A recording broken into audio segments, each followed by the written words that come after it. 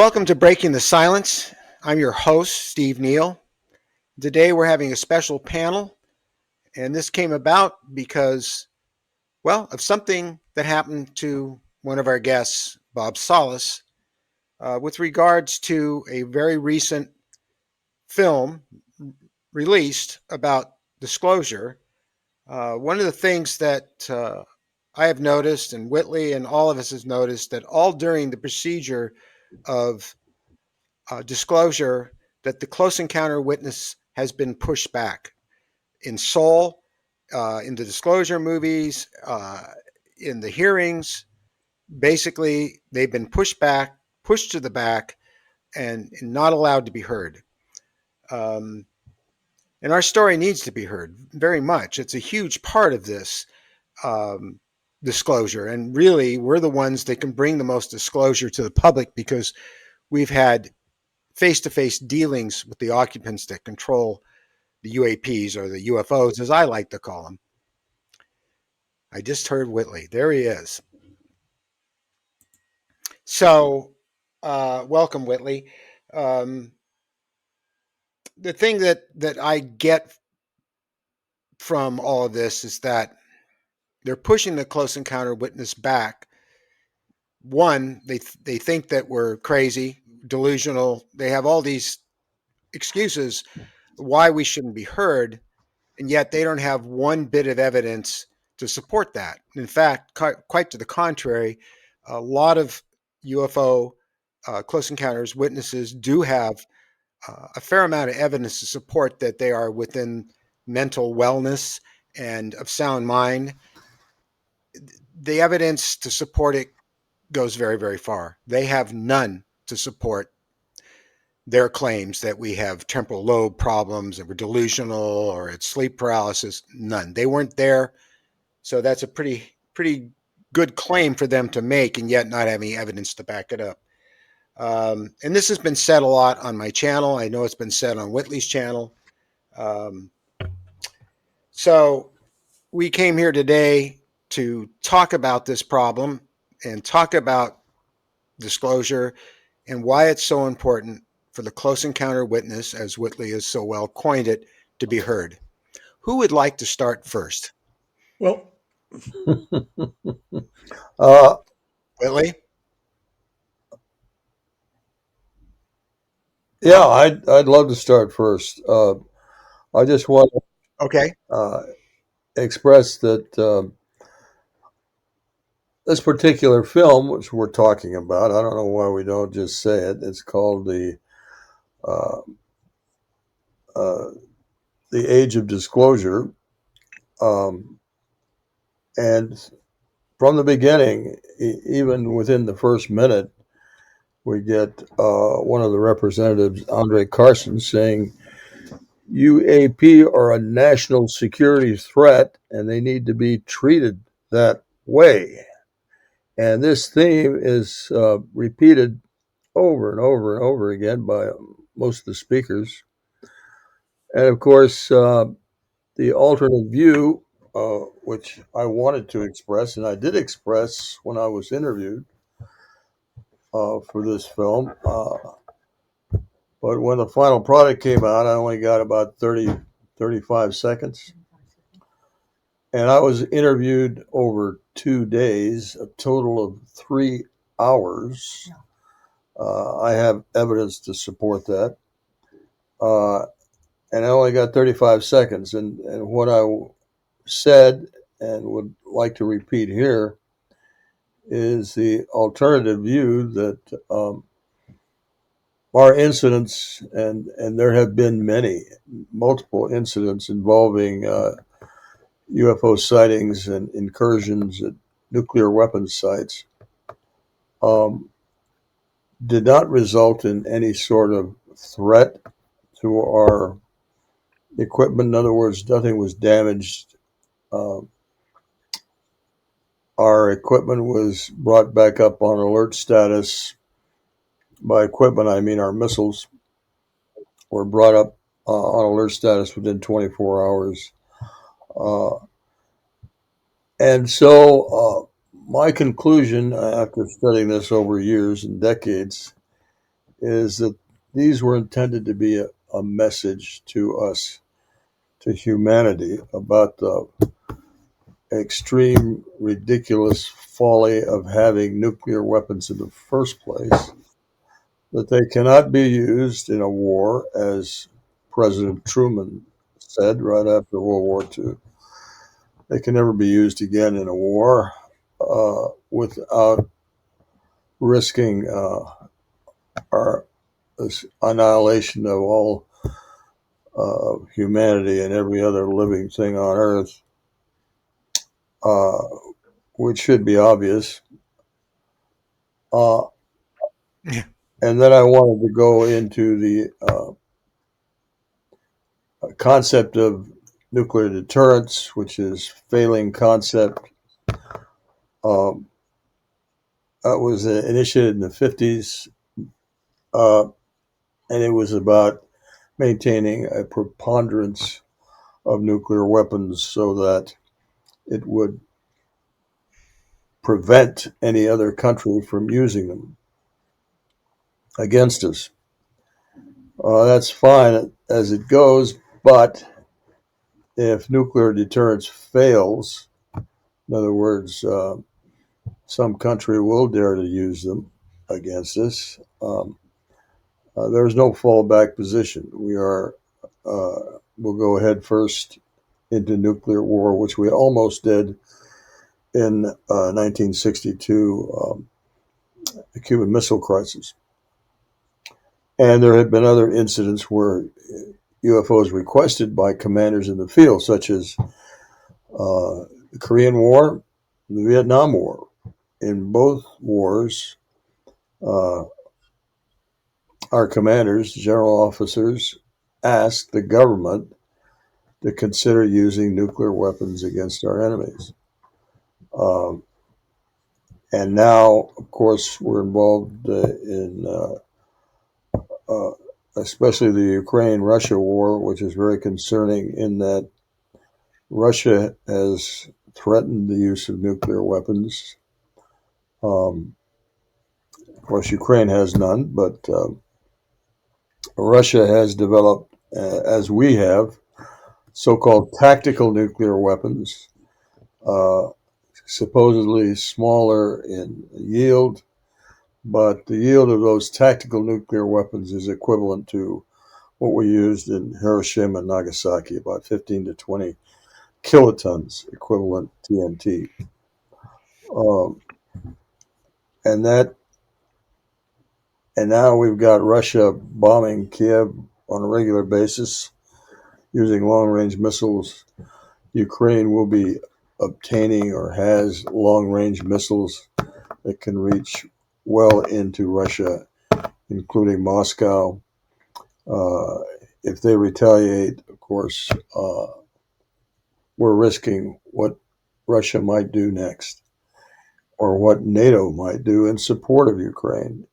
And we know that NATO has these tactical nuclear weapons. They've had them for some time. Um, so there's a real risk out there. I could go on, but that's my main point with respect to this Bob, documentary. Yes, I want to bring up something that I think it's important for the audience to hear, and that is what the Wall Street Journal did, that report that was released explaining away what happened at the facility you were at was completely ludicrous. The fact that they said an EMP machine was used to test the facility, it would not have been back up in 24 hours had they done that. It would have fried everything because that's what it does. Am I correct in saying that? absolutely correct. Um, we're talking about uh, inserting about 7 million volts of electricity into our systems. I can tell you from experience that uh, the electronics we had at that time in 1967 uh, was not Yeah. all integrated circuitry. We had actual radio tubes, if you guys remember that, and I think you do. Oh yeah. I've got a box out in the garage that has them in there still. My stereo is full of tubes. It was built in 1963. Exactly. So we had a Wow, lot of that, how cool! which they could have fried easily, inserting that kind of a level of voltage. And not to mention what damage it would have done to the guards, the security people we had upstairs, and not to mention the fact that It, it's a huge machine too. It's a huge machine. They would have seen it, it would correct? take days to construct the machine and its support system. It would have been seen by all the guards upstairs. We would have been briefed on it before we went on alert. We would have seen it when we went off alert the next morning. So it was absolutely ludicrous uh, and irresponsible what the Wall Street Journal printed. But you know, it's But they inevitably knew the that. first. Go ahead, Whitley. Okay, I'm sorry. Uh, the Wall Street Journal, the New York Times, the Guardian, and numerous other outlets will parrot anything that they're told to by the Defense Department when it comes to this subject, because they have made a long term commitment to the idea that it's nonsense. And they don't want to, I mean, all of it, not just I mean, forget the close encounter business, the UFOs in general.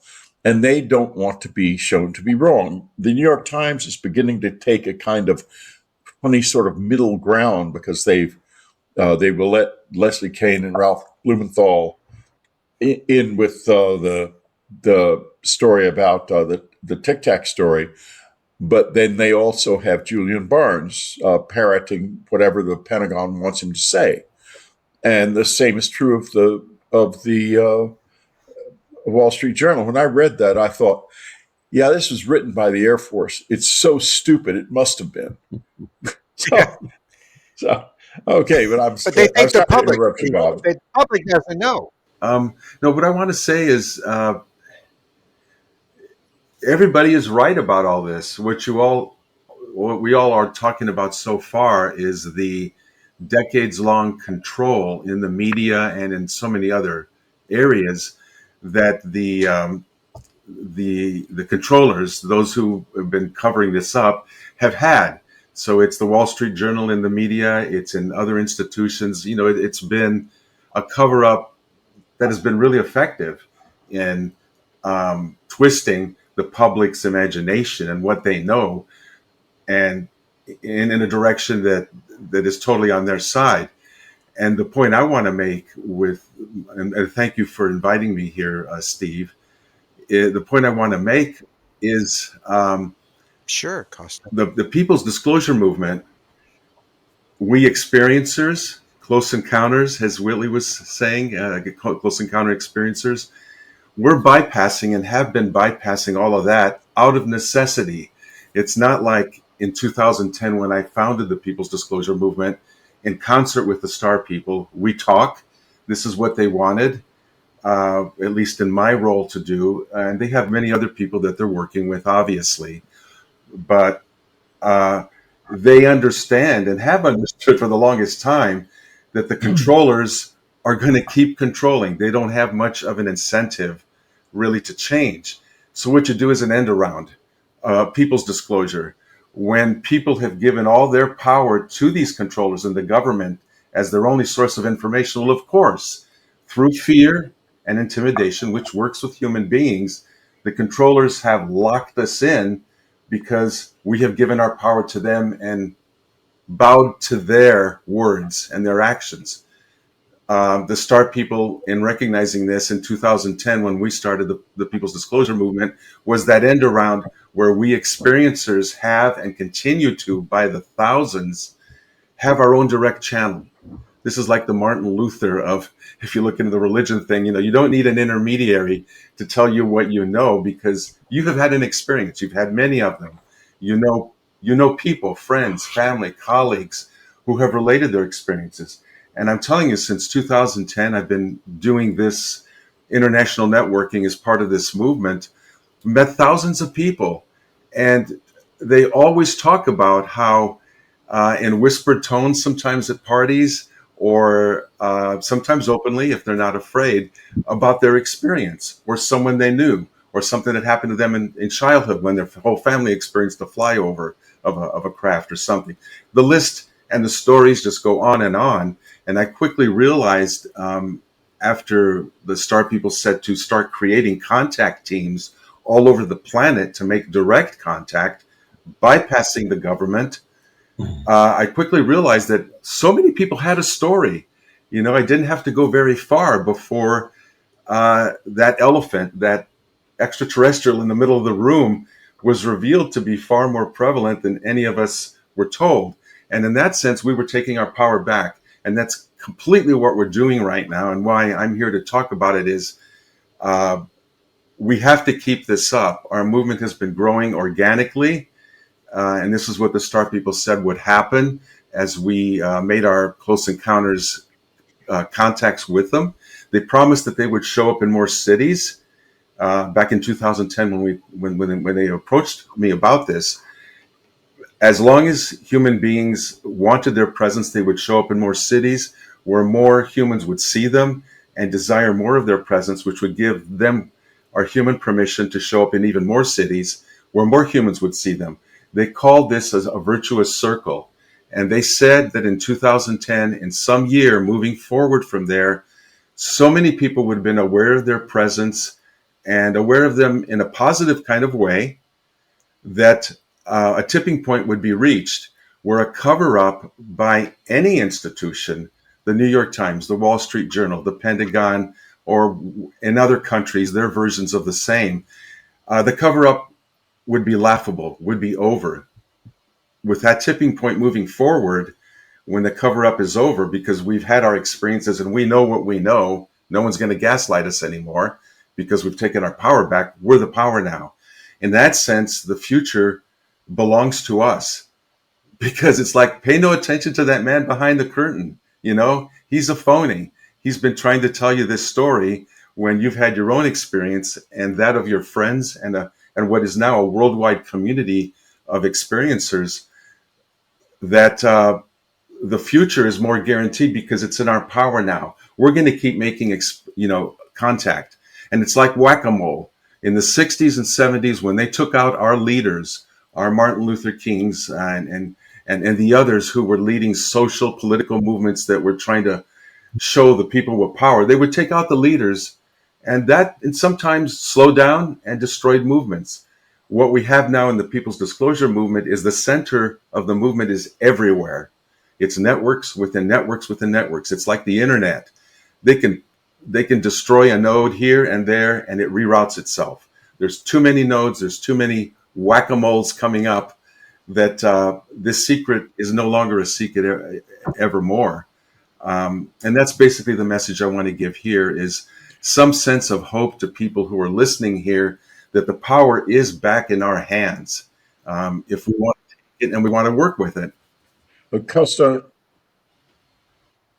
I think that this is absolutely on the money. This is exactly right. And I always think, disclosure by whom? The Defense Department, it's not going to disclose a darn thing. The only chance of anything like that happening is because Trump is such a loose cannon that if he's told about this, he could have blurted out at some point unexpectedly, even though he's not supposed to. But that doesn't really matter. What you're talking about is what does matter. That matters, because there's not. Who cares whether the government says, "Oh yeah, we've been shooting at non-human intelligence who's on a far higher plane than us for years, and we've murdered them and blown them up and done everything we can to make us look like a bunch of primitive savages," or as one of the visitors once said to me, only partially human. And but here's the thing: that disclosure of their stuff does not matter. What you are talking about is this grassroots movement, a building level of understanding, acceptance, and opening doors Mhm. inside the minds and hearts of individuals. This is what does matter, and it is what will bring about change. It's not disclosure, it's a growing awareness of who we are and where we really are. That's what it's all about, and that's what you do. And I think it's things like the People's Disclosure Movement are the key. That this is Yeah. where contact, real contact, and And what I want to add to ultimately that, thank you, communion Whitley. is going to come You from. nailed that. Is in 2020 How, when I checked in with my contacts, that's with the Star People, and they like to be called Star People, not the aliens thing. I'm just putting that out there because they basically have said, look on us not as gods, but as elder brothers, sisters, and cousins, because we are. Deal with us that way. And in 2020, I asked them, you talked about a tipping point back in 2010, a decade ago, that would be reached someday if all the rest of us kind of stood up, took back our power, and started making our contact and growing our networks. Well, we've been doing that. How's it going? Can you give me a status? Are we close to that tipping point you talked about where the cover up is over forever? And they said, oh, yeah, that happened last year. That was 2019. And they said they are overjoyed. Our movement has exceeded every expectation they had.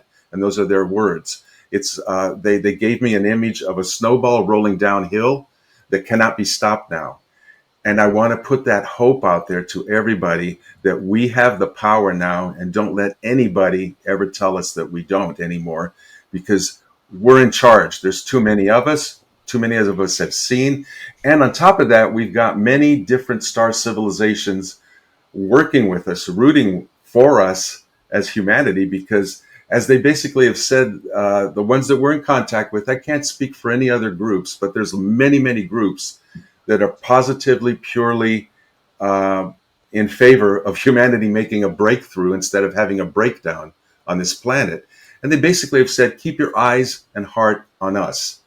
We are mentors, we're family, we're going to co-create a golden age if you want it with you, and bring full open contact on Earth if you all want it, but you got to do your part. And I think we have been doing our part.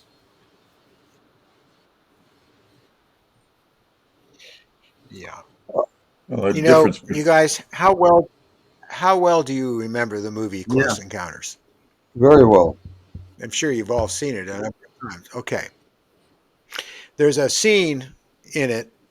If you think about it, the whole film's about what we're talking about, but there's a scene in it um, where Lacombe, the French scientist, is speaking to the general through his interpreter, the map maker, and he's trying to tell him about the psychic connection that all these people that came to Devil's Tower on their own because they had a connection with the visitors and they all had a psychic vision from them. And he tried to tell them it was just coincidence. They have no business being here. And they had them all in the helicopter and they were shipping them out of there. And there's this great line where he says, they were invited. And if you remember in the film, the only person that goes with them in the end is Neary, Richard Dreyfuss. All the people they Mm-hmm. had planned to go in their Love it. uniform stuff didn't go. And Well, we're the you invited. know, And we're the ones that are being put in that helicopter and shipped off by the military because they don't think we should be involved. And that was right there in that film, that far back, 1978, I believe, right? Sounds right.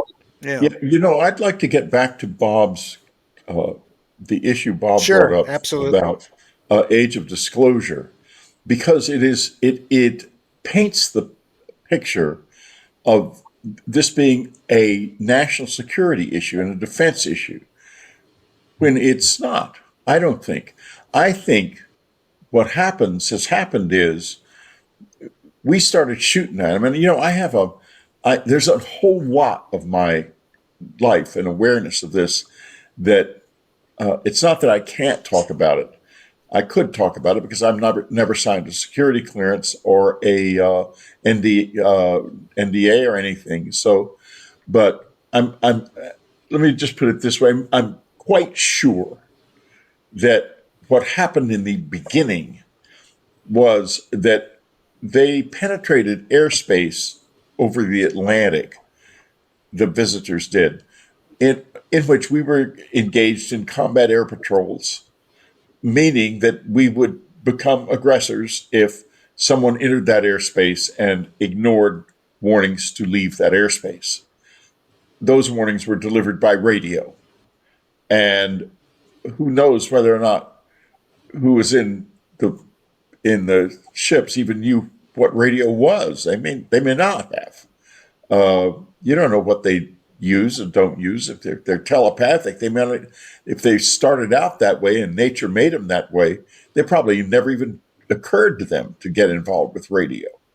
In any case, that's when it began. And then there's in 1947, Truman issues an order to shoot at any unknown objects that enter American airspace, and there's a protest from at the time.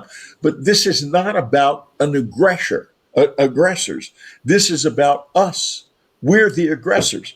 We made this a Correct. defense issue by shooting first.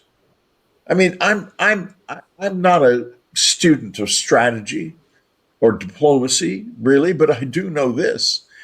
If you don't know what the hell you're shooting at, you sure as better figure something about that out before you start shooting. And they didn't do that. I do know a little bit about the visitors because I've had a lot of communication with them. And this is a communication that came to me through the Defense Department. So it was real with a Nordic, a wonderful man who could walk down the street. He's a little tall, but he could have definitely walked down the street. And he said to me this: the Greys, about the Greys, he said, you must never start a war with them because they will never let you win and they will never let you stop fighting. And I'm very much afraid that the Air Force has done that, and that's why it's so unwilling to talk about this. And I hope that the Greys are fighting the Air Force and not the rest of us. But I do know them quite well, some of them, and they're tough cookies. They're not like the star people you are in touch with, Costa. They're they're like they're really tough. They're like me. I mean, I'm a tough cookie, and we fit very well together. They beat me up all the time, and I don't go away. And then, in fact, the room I'm sitting in is the room in which I wrote uh, uh, uh, Communion. A New World with them. 5 feet away, 6 feet away from here is a porch. Three of them stood on that porch. I sat in the chair that's right in front of me, and we worked on that book telepathically for a week in the evenings. I would come here in the dead of the Which night. book? What?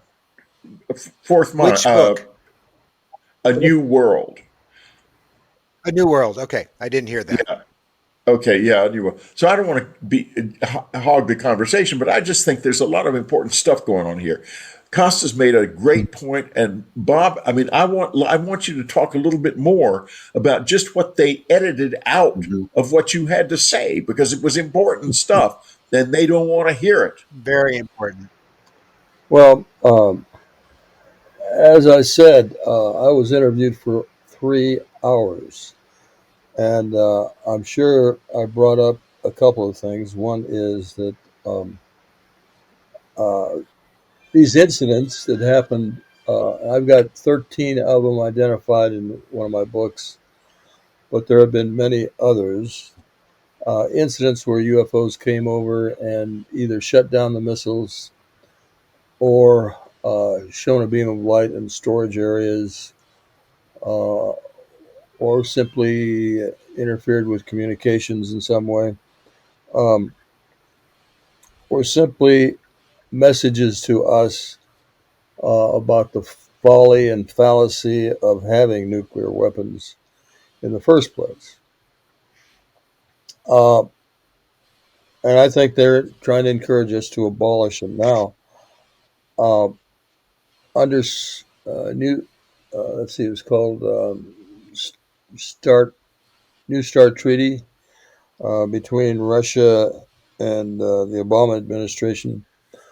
Uh, One of the objectives was to reduce the operational level of the number of weapons we had available, nuclear weapons, and to eventually work towards achieving zero nuclear weapons. That was actually signed between the United States and Russia as an agreement.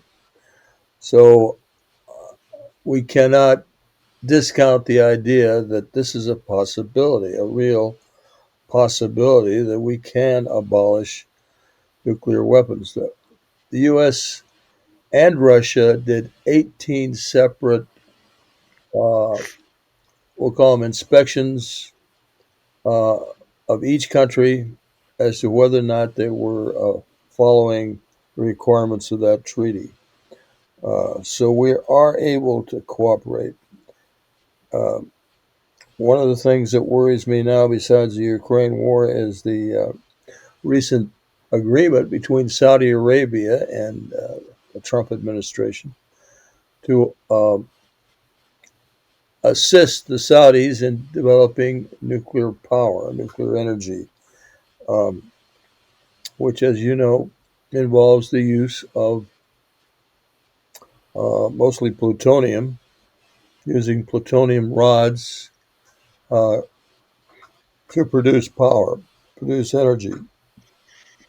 Hmm. Uh, Now, those plutonium rods can be removed and are removed after a certain time, but uh, they can also be uh, regenerated to weapons grade plutonium.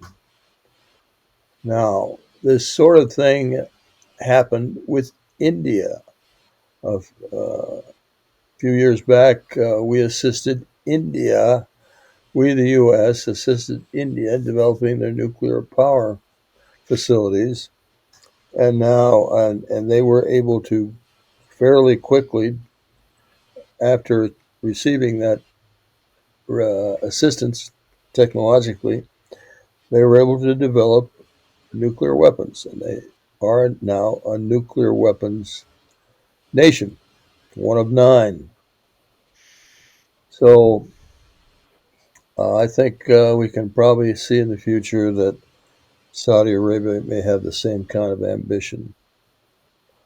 Um, I never got a chance to express that in this movie, and I think it's important counterpoint, as I'm sure you all agree, to the idea that uh, UAP represents a national security threat.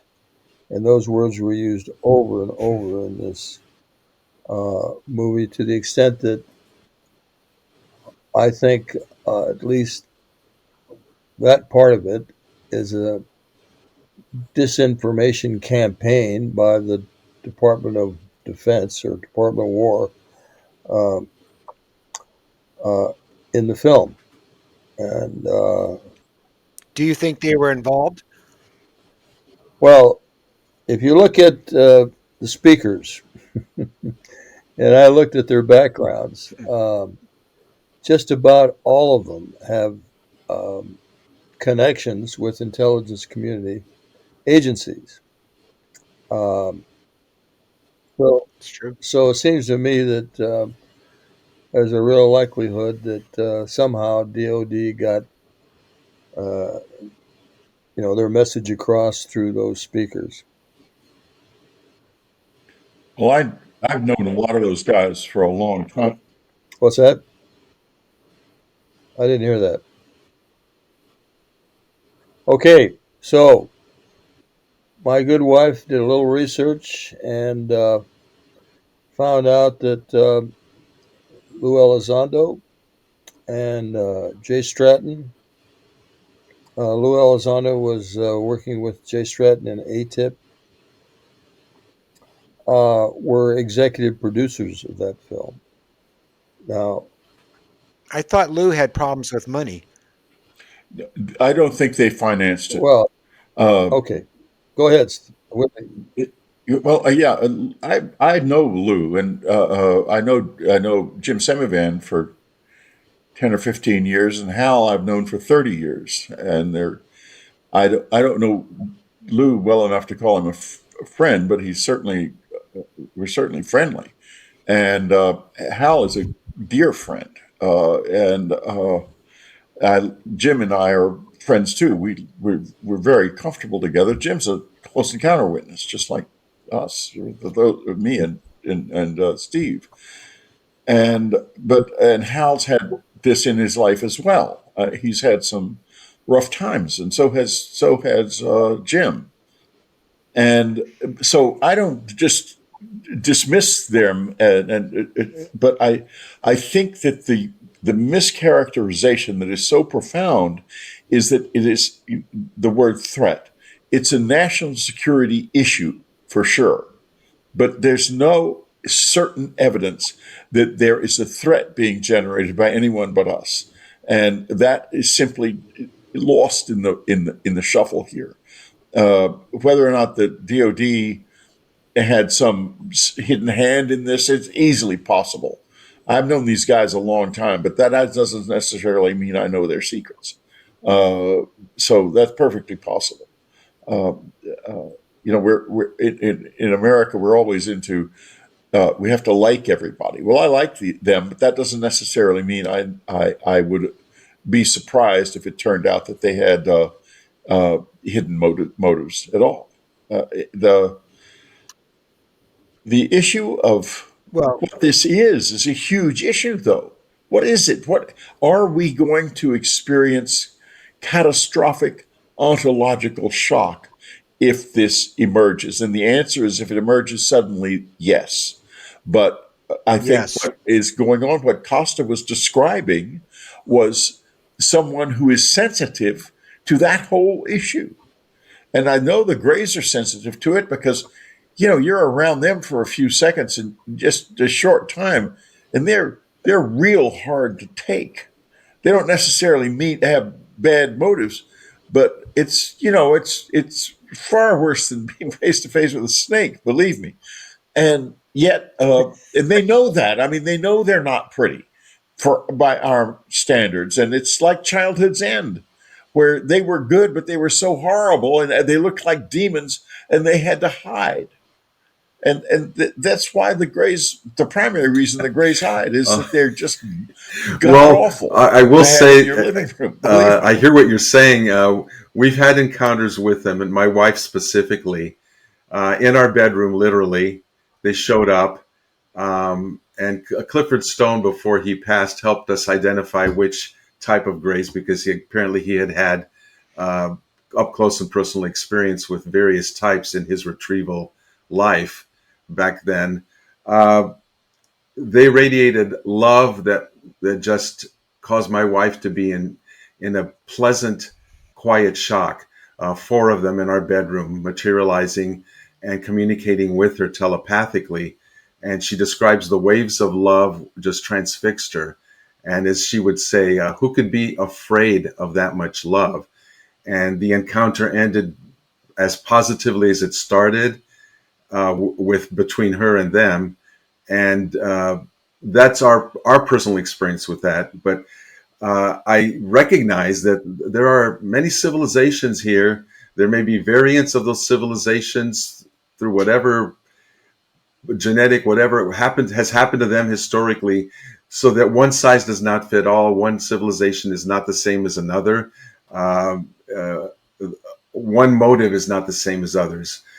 What I try to emphasize in our movement, because we are that wave of the future. If we, the people, do not step up right now and establish and keep our own contact rather, with the positive ones that are here in vastly superior numbers to anybody else, if we don't do that, then we are truly lost. But the truth is, this is a spiritual movement, and of course, a movie like Age of Disclosure is not going to talk about that. It's not going to talk about consciousness. I'm sorry to hear that they did what they did to you, Bob. Uh, we all could have probably predicted that, and yet kudos to you for sitting down, offering your time, your energy, your heart, your knowledge, your experience, only to have you, cast aside. And in a way, what happened to you with that movie obviously is writ large is what's happened, as Steve was talking earlier, has happened to all of us who are experiencers, and I am one too, multiple times. Uh, but we're just not going to let them win this in this way. And I hate to put it that way, but the Star people have said the love of blood brothers, and I know that's not PC these days, but this was said decades ago. The love of blood brothers will allow you to win. And they clearly see it as this is that kind of a struggle. It doesn't always have to be, and it may not end up that way someday when we make our breakthroughs here. But for right now, if those of us who have the contact, who know of the peaceful motives of those that we're in contact with, and who recognize that we don't have to put up with the cover up that's been foisted on us anymore, we're going to create the future we want. And that's really the hope. And I'm telling you, I have so much hope in Gen Z and the generations following them. When I approach those young people with what I've done, and just flat out tell them, got a community, a million more, over a million people, conservatively speaking, who are interested in doing contact. I do not get a roll of the eyes. I don't get a change of subject from people that I bring that up to. Instead, their eyes widen and they say, "Can I do that? Can I come out with you under the stars? Or tell me more. What's your website?" What I want to leave people who are watching this with is reach out to the young people. They're showing up already. Their baseline is Close Encounters of the Third Kind, the positive aspects of Star Trek and all the spin-offs, all the good stuff. There's been good created there by Hollywood.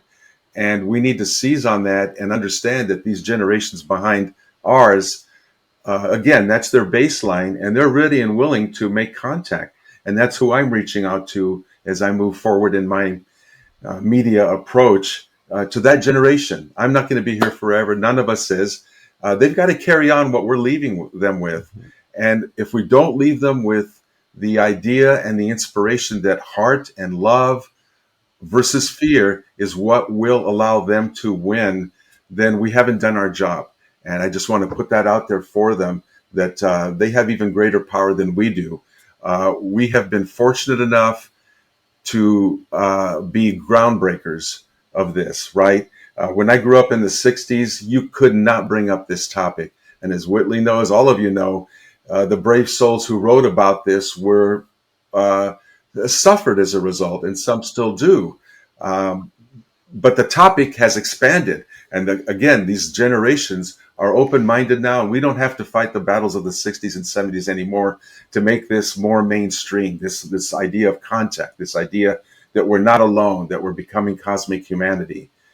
So we're lucky we've done what we've done, and there's more that the generations following us have to do. Let's continue to give them the tools, the inspiration, the hope, the protocols, and just let them know an open heart, an open mind, a lawn chair, your living room is all you need. Not $10 million, $50 million radar installations in Puerto Rico or anywhere else. It's right here. Yeah. Costa, just a couple of things I want to add. Uh, my wife, and she's not with us right now, but she'll come back, also had a very loving experience with non-human person. Um, so we know they're out there. We know the ones that are completely on our side, not trying to do something bad. You want to say something about this? If you guys don't mind, she'll try to make it brief. I think Come on As over. much as possible. as much as she can. As much as I can. Okay. Thank you. Number one, I have known for quite some time now that because I'm an energy healer and love is the healer. And I finally arrived at that conclusion that love is the glue of the universe. And I stick with that. From that, my experience it was in 2014, we had gone to bed, and this was in a sleep state, but I had a dream of what people might call a tall white. It wasn't that I saw the whole body, all I saw was the face. And it was powder white, no hair, and almond shaped eyes, but not as big as the grays. She, because I felt it was a feminine energy, took me by the hand, and I felt nothing but love from this being. And she took me through either a portal or a dimension, the wall, the ceiling, I don't know what it was. But all of a sudden, there was this spray of light coming from the center of my dream state. As she took me through that, there was all this light going on, like lightning almost. And that was the end of my memory. The next morning, when I woke up, I don't always remember my dreams, but I remembered that very well. And then I noticed marks on my body. I had the triangular puncture marks on my wrist, my right wrist, and reddened marks on my upper left shoulder, arm area. And so I showed those to Bob. And then about 2 days later, I was scratching the top of my head, and every hair hurt to move it on my head, and I felt a bump up there. So I went to Bob again. I didn't tell him what I was feeling. And I just asked him, I said, would you please feel the top of my head and tell me what you think? And he did. And he said, right off the top, there's a bump up there. I said, yeah, there's a bump up there. It took a few days for that sensation of moving my hair and the pain that was associated with it to go away. So I knew it was real. The dream was not really a dream, but it had actually happened. Wow. And I had the marks and the bump on my head and my hair hurting to show me that, yeah, it happened. So, Yeah. Whitley, you're relating to this, aren't you? Well, yeah, I'm thinking to myself, I've had every kind of reaction from them uh, but mostly it's a business relationship. I'm here to write these books, and they're they're they're here to help me do it. And the whole point of the books is to show this not to put people who are scared or having a hard time with it in the position of feeling like they're not worthy because they didn't get to meet the angels. Uh, uh, Yeah. and I've had a really rough time, and I'm no two ways about it. But at the same time, look at the output. I mean, all these books are valuable, incredible books. I couldn't have written them without the visitors. exactly. And they beat me up all the time. I mean, I have had fights with them just recently. Um, but I'm When that you type of sent me that person. picture of your wrist. Yeah, that's right. Well, that was not a fight. I mean, that was actually, I don't know what that was. It happened too fast. But anyway, that But I've was had that too, exactly. a few days ago. It was actually happened during the day, and there was a slam, bam, and then thank you, ma'am. And suddenly I had these marks on my wrist, and I was trying to figure out, did this happen really fast, or did I have missing time? And the answer is it happened very fast. Right. So, but anyway, my point is this: there's lots of ways to do this, lots of ways to get along with it, lots of ways to make it work, including the hard road, which is the one I'm on. Right.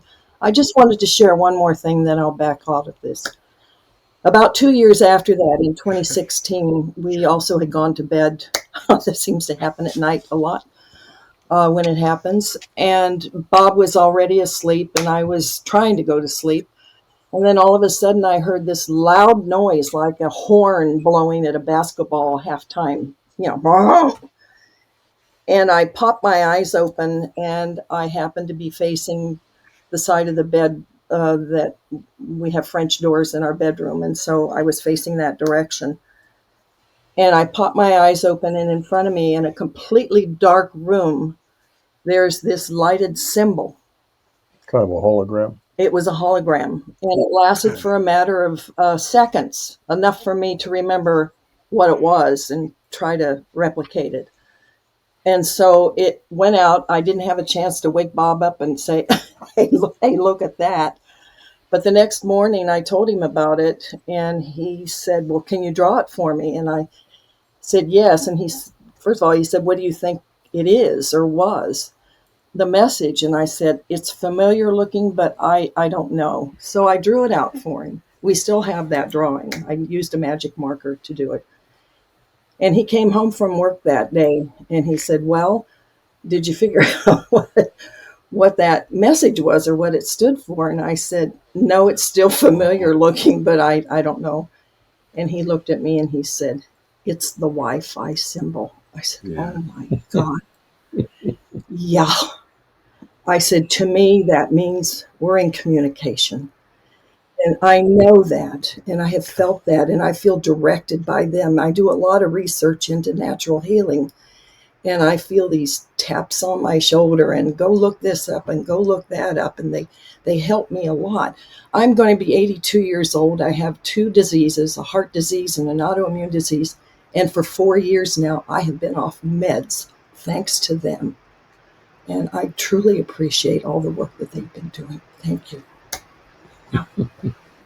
Yeah, they keep me healthy Thank you, too. Heather. Yeah, thank you. I think they keep us all healthy. I rarely ask them for anything, but once in a while, if I have some discomfort in my body, I'll just say, I don't ask for much. Could you take care of that? And lo and behold, I wake up the next morning, it's gone. Who knows? The thing about the film we've all been talking about too is that, and working in Hollywood as long as I have, I know the business pretty damn well, and I do know that scary things sell better than things that aren't scary. That fear sells more tickets, and It it sure could does. be that a lot of this has to do with that fact alone. When you think about the number of films that have been made in Hollywood that were positive about our interaction with the visitors, you can almost count them on one hand. I mean, The Day the Earth Stood Still was one of the earliest ones, Yes. and still a Yeah. wonderful film. Of course, Close Encounters, and more recently, Arrival. I'm hoping you all saw the movie Arrival. It was beautiful, a beautiful movie, and um, it didn't do very well, because it didn't. It started off like Independence Day, but it didn't end up that way. That's right. Yeah. In movies like in movies like Independence Day and all these scary invasion movies and stuff, they are big box office. So I often wonder if that's not how it works with people trying to do documentaries about this subject, that they are sort of, their hand is forced by what sells, what the bean counters think should be done. Well, thank goodness we have uh, the internet now, and all these different ways where independent people can get out there. Yeah, they're not going to have $200 million budgets to create an Independence Day, but just try doing a search. I'm sure you all have done to find folks like us who have a YouTube channel or some other kind of channel where we can put up our experiences. Yeah, the production values are not going to win any Academy Awards. They don't have to. The production value is right here. I'm working on Yeah, that. and I am too. Everybody I know has Yeah. got a CE5 documentary in the works, myself included, because it's what's happening, and we know the numbers are out there. I think recent of people who want to hear a more positive story. My star friends have said that there are millions out there who are open to the messages we're all talking about here, where the messages are centered on love and on cooperation, on something positive rather than fear. So the audience is there. can't stop people who have $200 million budgets reaching the part of humanity that still wants to be pulled by fear. But we have to acknowledge that there's a as great or maybe greater amount of humanity that wants to be given hope, that will respond to love. And yes, it may take 100 digital creators reaching all their followers to come up with the audience that one big budget Hollywood film has, but that doesn't matter. As long as they reach the audience, we're crowdsourcing disclosure is what we're doing. We're all doing it here right now. Everybody we know who's Yeah. making contact or has a podcast that's positive, or a YouTube channel or whatever, we're all crowdsourcing, and that's the power of it. One director cannot say, or one funder cannot say, I'm pulling my funds from this. It's not saying what I want to say. Screw that.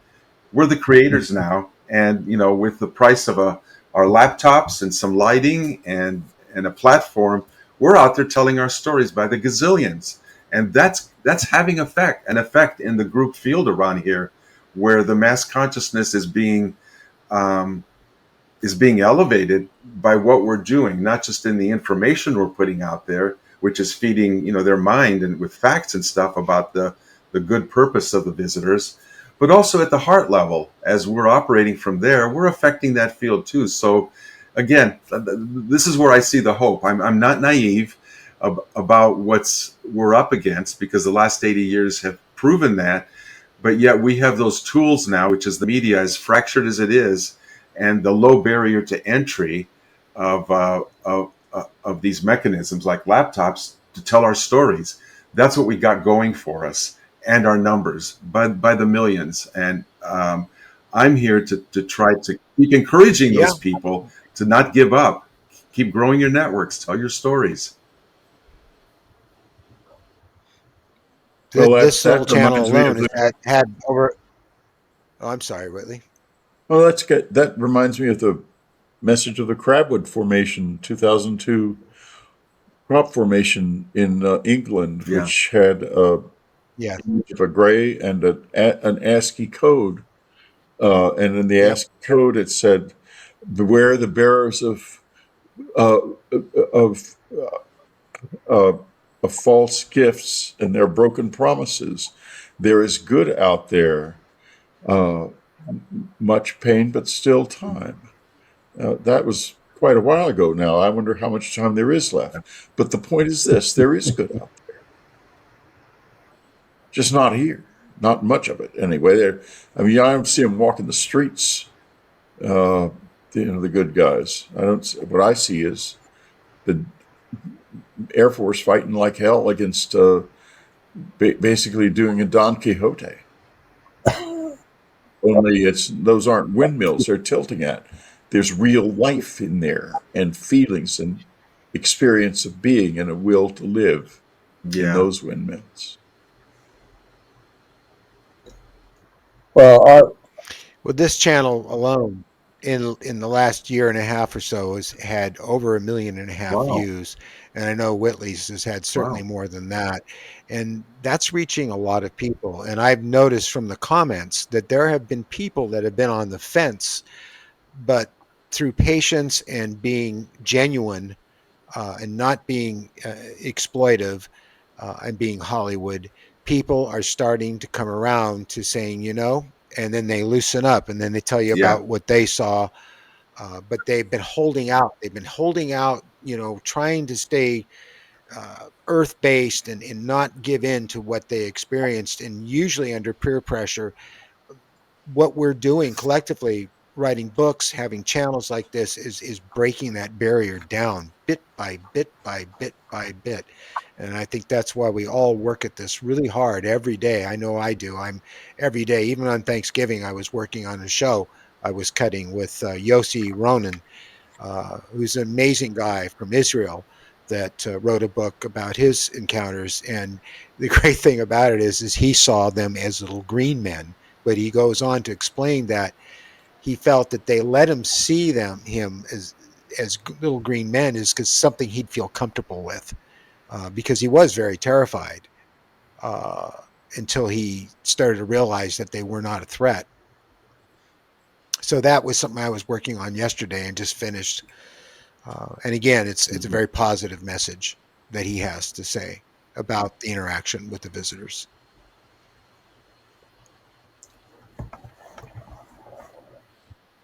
Silence.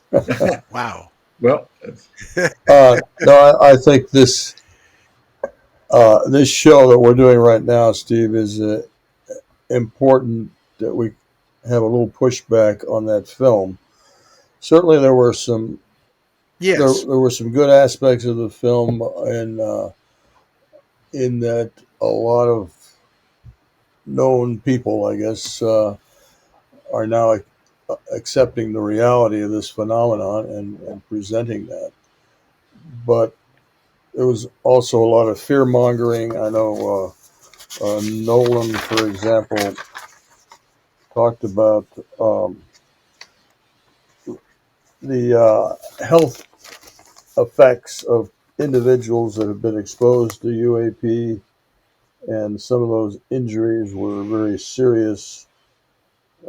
He made a statement like, and some had possibly a 25% mortality rate from their experiences, which again is, to me, it's fear mongering. I just wanted to ask, uh, well, yeah, but the truth is that there are a lot of pilots who have been injured and killed in this. It's been a mess, horrible mess behind the scenes. Believe me. okay, uh, I wanted to ask uh, your comments and opinions about some of the pseudoscience that was put out there by Al Puthoff and Jay Stratton. No, not Jay Stratton. I'm sorry. Eric Davis. Yeah. Uh, one of them being this idea that these objects fly in a bubble. Inside that bubble is a kind of uh, let's see, time, space time, and then outside the bubble is a different space time, uh, with some kind of a membrane around that bubble. Uh, Yeah. That's one hell of a way to create an inertia field. well, yeah, but there was no explanation as to how this could happen. It was just put out there as kind of a speculative idea, uh, and I thought it was ridiculous to put it out there. Um, and the same thing had to do with this idea of free energy from 0 point energy, which is not possible. I studied a little bit about that when I looked at the Casimir effect. I don't want to go into all those details, but uh, Yeah. it results in something called 0 point energy, uh, which has no source other than the fact that atoms and molecules are getting very close to each other at the nanoscale level. Now, that's at the quantum level, and there's no reason to believe that there's any way to source free energy in that way, even though it was promoted. Well, they sure killed a lot of people that said they had Yeah. made that breakthrough. I wonder why they killed those people Oh, for it. really? I hadn't heard about people Oh being yeah. that Oh Labs was blown. yeah. Labs blown up. There's been at least 12 people. Yeah, heart attacks out of nowhere. Um, it always comes back to what Whitley says we just don't know, or you don't know what you don't know. I mean, maybe it is possible. Hal worked on that business of unlocking 0 point energy for many, many years and was not successful. But he tried hard. The reason they do this is that they see the optics. Uh, it's not the the issue we're talking about here is not gravity, mastery of gravity, which is what the bubble is about. It's the extraordinary ability of these often very small objects to move at great speed, emitting no exhaust of any kind, and seemingly having a footprint that's much smaller than would be needed for the amount of energy that's being expended in any way that we can imagine. And that's what they came up. Maybe it's 0 point energy. But if you've ever been in one of these things, uh, it's like being in a living room. It's a weirdest experience because nothing, you don't feel any sense of motion at all. But if you are able to look outside, which I've had the chance to do a couple of times, the world outside is moving. And the reason is it has its own gravity. And that makes it, when it maneuvers, you feel like you're just sitting still on the ground. And it causes the world around you to maneuver. And you see these people talking about, well, I was in a UFO and this and that. They don't know this. And when they don't know this, that means they weren't really there. But I do know it because I have been there and done that. And it is a difficult, a dangerous, and hard experience because these things are not built for us. And it was also, in this particular case, a fundamentally life-changing experience for me and my goddaughter and a whole number of other people. It was so it's and my point is this: they do generate gravity, and they do generate seemingly limitless amounts of energy. And Hal was trying to figure that out. But he did not succeed. He did not succeed, right, Whitley? I don't hear you. Hal did not succeed in figuring it out.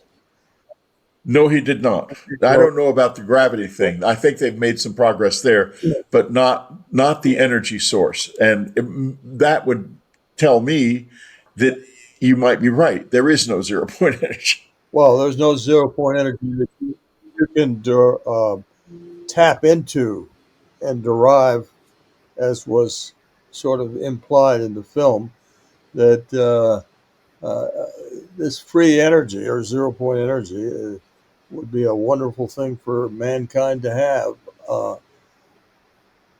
Yet, Yeah, but we're not going to have it because, as Steve points out, they kill anybody who figures it out. I was glad to hear about your Yeah. there, Whitley. Thank you for describing from your perspective, your experience there of not feeling anything. And most of us can't come back after we've had an experience like that with some equation of how they did this. We're just blown away by the fact that this wasn't supposed to happen, and it was outside the realm of our experience. And as you said, it's life changing. In 2006, at the foot of Mount Shasta, in the presence of 9 other people, I watched from about 6 to 8 feet away a slowly materializing sphere about, let's say, 2 to 3 feet across. It just came right out of thin air and looked really solid, was opaque and gray, and everyone else around me saw it. And it made no noise, no sound. There was no other artifacts of its presence. And I thought to myself, I should go touch it, get a little bit closer. And then fortunately, decided not to do that because, I realized I don't know what kind of energy I'm dealing with. To my left brain, physics-oriented mind, I'm a computer scientist and have grown up with all the laws of physics that many of us are familiar with. What I was watching there should not have happened. I never expected to see something materialize out of thin air. What kind of energy is capable of doing that? What's going on? And yet there it was for half an hour, floating for all of us to see, sending telepathic messages to one of our group by saying that the beings inside were telling that person who related to us, we're scientists and we're here to study the human energy field. And we took that, and the woman standing next to me was a very good psychic, had an encounter with them telepathically where they asked her if they could merge with her to study her field. And for half an hour, she stood motionless with her arms straight out, not moving. Come to find later that they had merged with her, and she had actually negotiated with them what the terms were that under which she would allow them to do that. But for that half hour, they experimented, and then they left. And we all watched this sphere that had been there, this small sphere, which we were told also telepathically was part of a larger ship that had not materialized fully into our dimension. So all we saw was just a little part of it. That dissolved back into the background as silently, as undramatically as it had come. And you sit there wondering, or at least I did, what just happened? That should not have happened by everything I've been taught. And wasn't that cool? And all I did was meditate with people in the circle doing a CE5 a few hours earlier, where we made contact in many different ways. And then this happened. My God, if I can do this, despite the fact I cannot explain scientifically how it was done, and it shouldn't have been happening, but if I can do this, anybody can. And I'm telling you, that was life-changing for me, because I realized other people needed to be aware that we have that kind of power using our consciousness, our thoughts, our heart, to have experiences like that. And it was not harmful. I will say one thing, though. One guy who, and this was at near midnight when it occurred, one gentleman came with a sunburn on his face that he described to us that was a result of that. So that was unintentional. I don't know what percentage of people who say they've had harm have done it accidentally or just through circumstance that it happened, or whether it was a deliberate effect or a deliberate attempt by some visitors, to harm them. Listen, I know a lot about this, and I don't think there's been a single incident of them Okay. initiating aggression. They will Thank you for defend that. themselves, but they Yeah. don't initiate it. At least, I mean, people have tried to make me believe that, but it's just not true. They don't. They will defend themselves, and that's it. I mean, they're not going to. Like we They do. don't come Yeah. around shooting everything up at all, Uh, like we do. Yeah, Yeah, exactly. we shoot it down to see if it's friendly. And when they Shoot it do, down and see if it's friendly.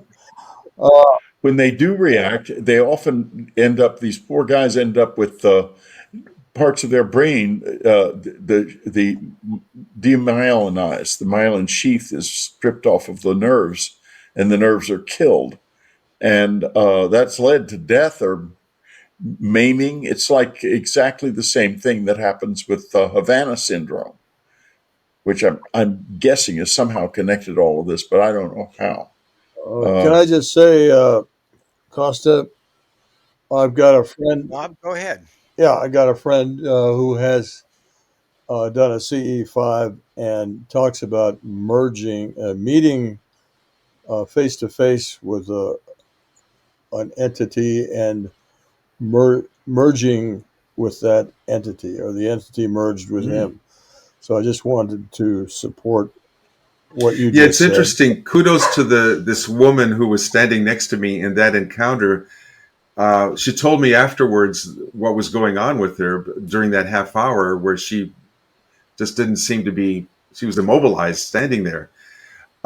She said that the entity approached her telepathically and asked for the merge, asked for permission.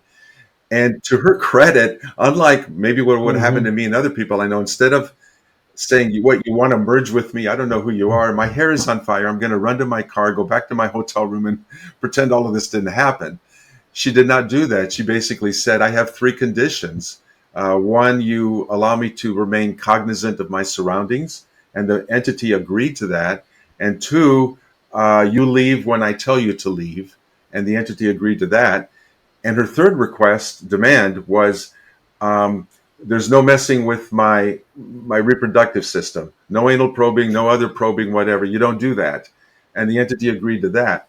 So having made this contract with each other, that's what was going on that half hour, until such a point where she got a little wobbly. I'm standing next to her. I was not going to leave her side because I didn't know what was going on. But in case it was, bad or something, I wanted to be there to help. And when she got a little bit wobbly, I realized something had changed. Well, what had changed was she basically after that half hour said to the entity, "I'm done now, go." And it went. And she relayed to me what I'm telling you here now in that moment when I asked her, "Hey, Gloria," not her real name, "what just happened?" She told me that whole story. And then we watched, like I said before, that little sphere, the round sphere, just disappear, dissolve into the background of the forest there. So yeah, there was no harm done. There was curiosity. They were scientists. They said, "Hey, we were somebody's lab rats, I guess, for a thesis somewhere as they were experimenting on her." But that's life changing. I think it changed her life, and it made me want to go out to the world and stand on a rooftop called the internet and rally other people to learn how to do this and to do it with an open heart and open mind and with great expectations. Yeah, I can assure Good. you it's Thank been you for done more that. than once. Yep. You bet. In fact, Costa, your show Yes. is scheduled for 4 p.m. this Yes. Thank you. afternoon that we recorded 2 weeks ago. So just so you know to watch it, where you talk about all this, Thank you. and it Thank you for was giving great. us all the So, time, Steve. well, gentlemen, where do we go from here? Where do we go from here? Oh, I keep doing what we're doing. I wish I could get a budget from somebody who was an experiencer, a close encounter witness that really got this and would say, Steve, go ahead. Here's a few $1,000,000. Do a documentary, work with Whitley and everybody, and produce that show you want the public to see that's not being shown. But unfortunately, that doesn't seem too realistic. But then again, you never know who's out there listening. well, I'd like to tie in what Costa said originally, and that is there are enough of us now who have had experiences and are willing to talk about it that we need to share more uh, and uh, and Yeah. trust in that kind of a disclosure.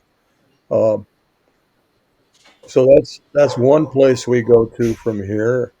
The other place I'd like to mention is I I'm convinced that there is a set of cosmic or universal value systems or values that we need to practice in order to earn the trust of our uh, the star people, let's say.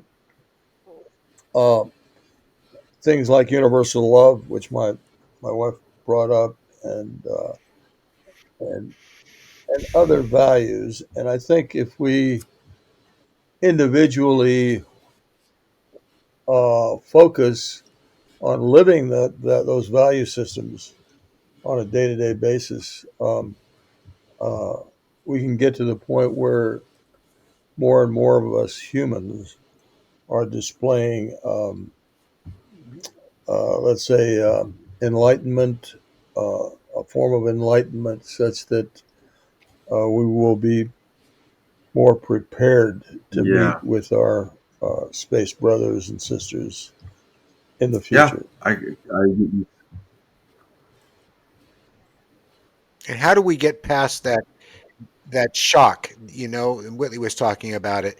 I remember the first time that, I got up in the middle of the night to get a glass of water, and it was 3 a.m. And I think most of you know this story, but I came face to face with one of the Greys, and I'm fully awake. I'm not under their hypnotic glamoring or any of that stuff, and it was one hell of a moment. And then I take an average citizen completely disconnected from the subject in every way possible, and you put them in that same situation, what's going to happen to them? That's what we have to get through somehow. Can you imagine the what I think must be the infinite patience and yes, love of those who are concerned about our welfare? Because after all, they're here and trying to interact with us and give us suggestions of how we could do better. It's beyond me to understand. For years, and they've probably been here hundreds, if not thousands of years. until we got to this point right now where we could just blow it all in an instant. And just the patience and the love that it must take to hang with a species like this and watch it develop and then help to try to steer it in some ways. I'm just putting it out there that I'm thankful and grateful for whatever the ones who are out there or here have done and actually continue to do as they engage with us, trying to help us steer our own ship. And basically, we have to do it ourselves. If we're still killing each other because of the difference in a color of skin, how are we going to accept those who are not Nordics or Pleiadians who maybe are more like us than not? How are we going to accept other forms? Uh, if we're really to kill each other over a Exactly, skin and color that's difference, never mind appendages and other things. yeah, Yeah. yeah, that's the type of value system I'm talking about. If we really practice the idea of uh, the golden rule, right? Do unto others as you would have others do unto you, and treat each other as brothers and sisters until we do embrace and practice that sort of thing. Uh, we're not going to evolve. We really won't. We'll find a way of destroying each other, one way or the other. Uh, I've got a painting by. But Go ahead. all four of us are trying. All four of us are practicing that daily, Yes, and every time that we face a demon of anger or something, we recognize it and we deal with it. right. And there's a lot more of us every day, Yes, exactly. spreading at an exponential rate. So Exactly, you Steve. know, um, And that's, the Buddhists have been doing it for much longer than general population, but it is starting to spread. I've seen it. I have to. The Star people told me that in 2020, there was a great awakening of human hearts from the spiritual level that they were looking at us. And I don't mean an awakening. They said 1 billion human hearts opened more. And they don't mean we all suddenly became Mother Teresa or some saint or whatever. It's just that they noticed in 1 billion people out of 8 billion of us that something started moving in the positive direction and opening. Um, and when that reaches its fruition, we don't know. But the fact is, as long as the trend line is towards that heart opening, that energy expanding, then we're moving in the right direction. It's just a race to see if we move fast enough and fully enough before we destroy what we have. And I Yeah. think we're capable of winning this. Love everyone else as much as you would love your own children, and Right. that's a start. It's So, tough, Whitley, but any yes. closing thoughts, Whitley? Yes, in fact, I do. My closing thought is that we have to find a, a place of balance in the sense that this is a very complex experience. It's not all loving kindness and it's not all bad guys. And even the bad guys aren't really necessarily all that bad. They're just strange. And we have to do this. This is the people's issue. It's not going to have anything in the end to do with governments. In fact, if you look down the road, you're going to see a world that doesn't have those anymore because of this. Oh. Yes, absolutely. And no flags, no borders.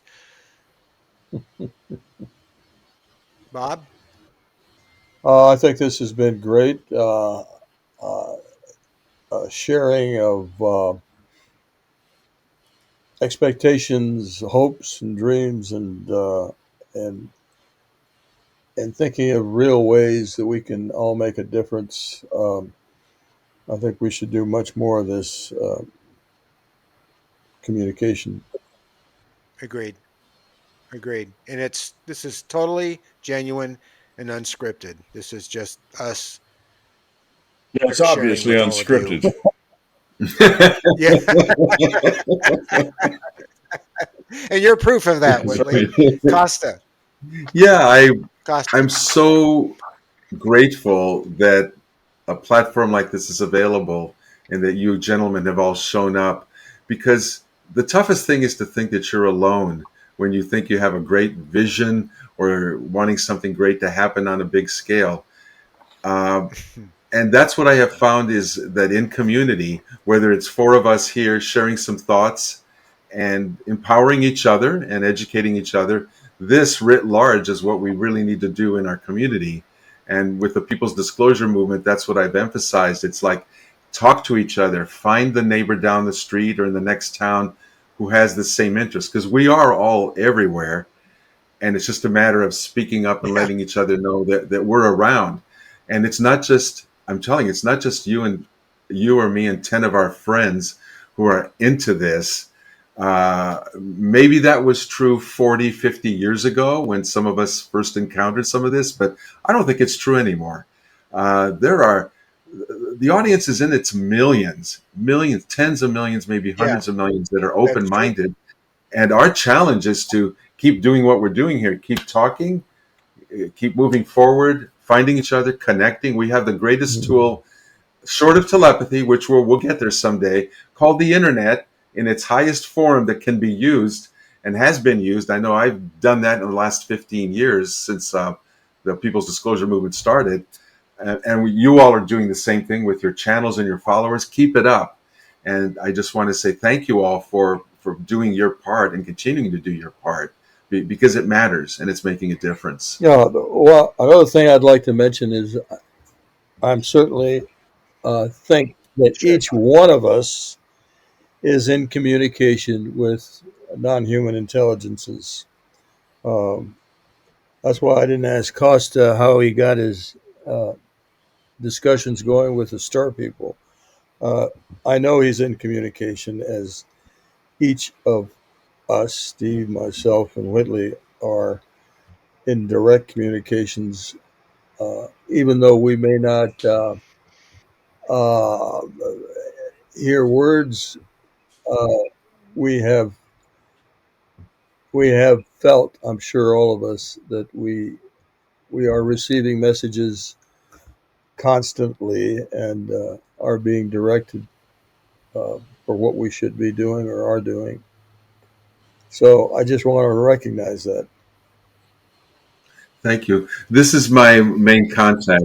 I do telepathy myself, but she does the contact, and we all talk with this. And actually, I have a lot more information that didn't come out today, and I want to talk to Whitley about it. And I know you're tired, because I don't know any. The folks have shown me some things, and I don't know who else to talk to. They've shown me some specifics about how they travel, and I got another piece of it the other night. And but I get pieces. I don't get a whole thing. And so anyway, I'm hoping I can talk to you off camera, or off public camera. Well, I have a meeting. I have a meeting in about starts in a quarter to the hour, and I have also got allergies, and I've taken allergy medicine. I'm going to have to mainline some coffee over the next 15 minutes, obviously. So, uh, Mary and I have to get to the studio too. We have Okay. pressing but matters. we're going to catch up for sure as soon as we can. We have a Okay. mutual friend, Deb Shakti. Yeah, Debs will vouch for me Yeah. and my Okay, accuracy it as doesn't. It's not a matter of vouching, okay. but why is it?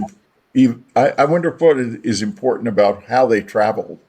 I, I don't. I don't know. I mean, I'm curious, and they show me things. Um, some of which have to do with the right hand rule of electromagnetism. I mean, it's not that complicated, but the human energy field. Well, that's the fundamental. That's exactly right. So they're showing you something real. Right. And I want to talk to you. I have questions. Okay. I get pictures. I don't get words. I get pictures. And I can't make sense of all of the pictures because I don't think they're in 3 dimensions. She's telepathic, Whitley, Oh, yeah. Yeah, I know. Sorry. as Forgot to we mention all that part. are. She's Well, clairvoyant and clairaudient. Yeah. So anyway, we can, through Steve, we'll connect and we'll make a time that Okay. you and I can talk. Thank you. All righty. Okay. Let me. Well, look, everyone, I really want to thank you for taking the time to be here on this channel. And this will also be available on Dreamland because Whitley and I are going to share this. I think people need to see this and consider and listen to what we're saying because we need to be heard. Thank you, Thank you. all of you, Thank you. so much for being here. Thank you, Steve, for Yeah, thank organizing. you, Steve. And thank you, Whitley and Kosta. Nice meeting both of you, Bob and Whitley. You bet. And you, Steve, as always. Carry on. Okay. Okay. Thanks, Yeah. everybody.